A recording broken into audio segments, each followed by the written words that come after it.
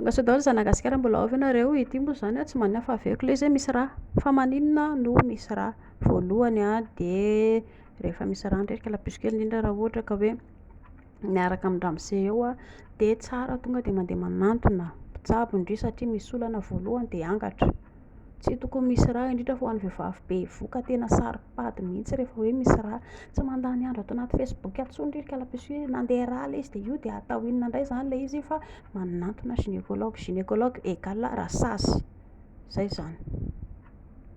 Olana ihany koa ny vehivavy a ndry rehefa teraka ndrika lapiso kely a tsy reraka komanoro andry, tsy maintsy hanadio le any anatin'ny lalan-jaza ny tranon-jazandry any ny rasasy gynécologue de tsy mila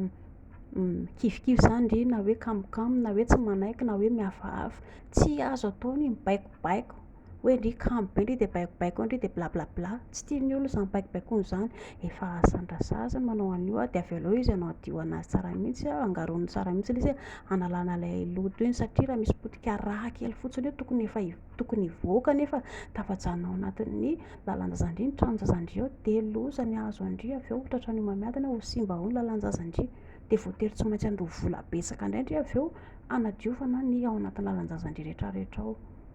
Manaraka de maina, mbola tsy reraka manoro ny vehivavy malagasy fa mianatra ny atao hoe kotrana kegel ndry a de mianatra ny atao hoe libido ihany koa, tsy maintsy manao an'io ndry raha tsy tindry harary a rehefa le hoe miaraka am'ramose satria raha rehefa le marary iny ndrika lapiso kely a maina indriny tsy maintsy hamoaka rano, tsy maintsy indrina hamoaka rano ao a, ramose le arian'ny farany ariana izy mamoaka ka ndry raha tsisy rano mivoaka ao a lasa maina, maisatra, marary de voadiritra fotsiny lasa simba, ho rovotra koa nefa ranon'ny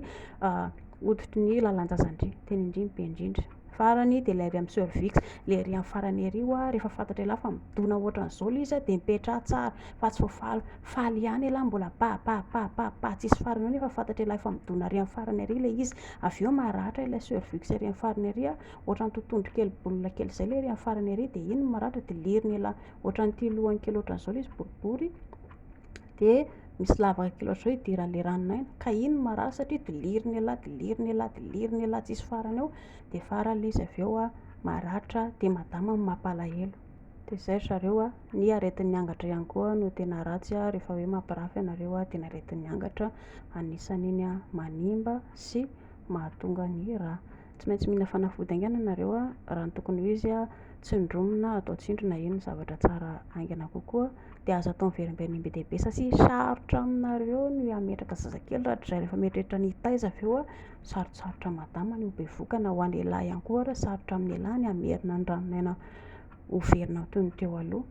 de zay, mahaiza mifanatsy, mazotoa.